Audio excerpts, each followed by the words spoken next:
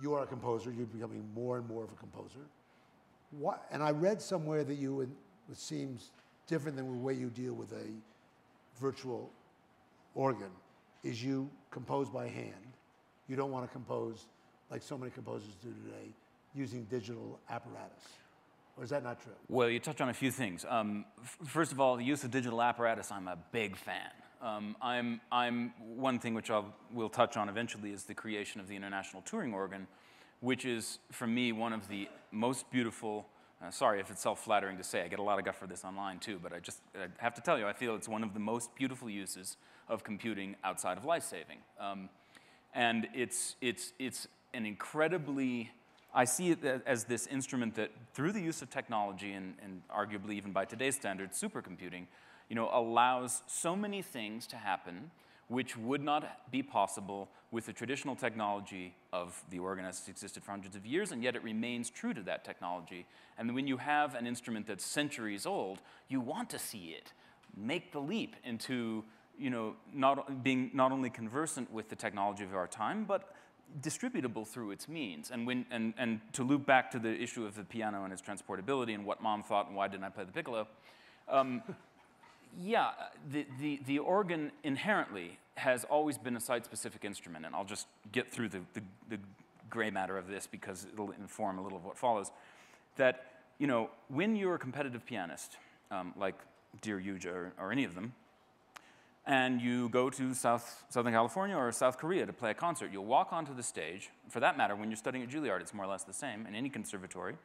That you'll walk onto the stage and play a piano which has not only the same physical infrastructure, in other words, 88 keys, 3 pedals, and the whole bit, capita, astra, bar, duplex scaling, accelerated action, all the good stuff, but it will almost always be made not only by the same builder, good old Steinway in Astoria, Queens, or Hamburg, but the same model of piano. So now you have this international standard of instruments that no matter how jet-lagged you are as a concert artist, you get off the plane and you know that the piano is not going to be read with 49 keys and a cat house attached to it underneath or something. It's going to be a Steinway D. You basically know what you're getting. All of them have different personalities. Of course, some are better than others, but you're going to be playing a standardized instrument. And if you look at the orchestra and all the major Western instruments, they're more or less pretty much all constant. Nothing has changed. Well, I mean, sure, there's always innovations. There's always experimental makers and instrumentalists who customize and stuff. But, a baritone saxophone will follow the lines of a baritone saxophone. When you're talking about the pipe organ, you're talking about intense site specificity. It's, of course, a non sequitur to say something's very unique, but I like to say it about the organ that it's very unique. Because each one is completely dependent on the place that it was installed, so who built it, when it was built. When you see, there's a lot of panic involved in playing the organ if you're only playing the pipe organ. Now, but this thing was trucked in from Kansas, I think. This is a digital organ of one of sort of 3 main American makers, and this is one of the places where I always love to connect space exploration to, and the way that we don't fund NASA, the same way that we don't fund the NEA. These things are comparable because space exploration and arts is a kind of exploration. When you're making art and you're making music, you're pushing boundaries, you're going somewhere, you don't know if you're going to be able to get back there, you don't know what's going to happen when you get there, it might be dangerous, but it's unbelievably exciting.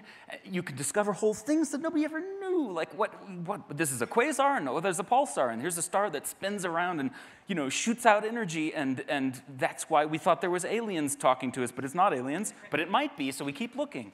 That's the kind of thing that I go through when I'm playing Bach and when I'm composing, whether I'm using the organ, the piano, what have you. It's just in the case of the organ, there's so many physical, conceptual, social, stereotype, cultural barriers to overcome, and it's my life's work to do that, and of course, to use the digital organ is the ultimate way. So my work, it's not here tonight, it's in Germany, but my work over the last year, and so far the only thing that I feel I've really accomplished in life that's worth a damn, is the building of this instrument, which is my dream organ. It's based on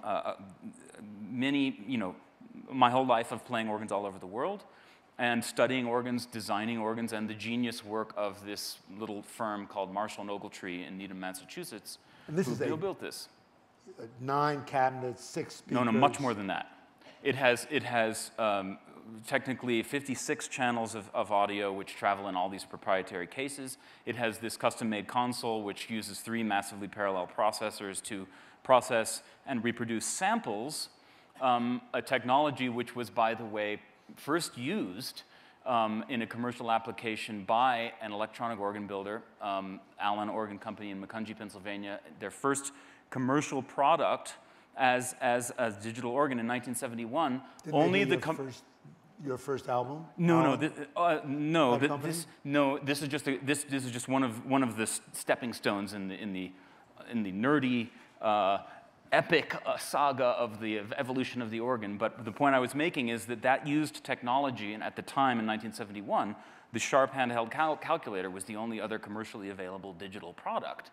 And to have that organ possible was primarily due to a partnership with North American Rockwell, which utilized technology from the Apollo mission. Now, if you can't get a better example than that of how space and exploration and the funding of cultural projects helps us back home, I don't know what it is.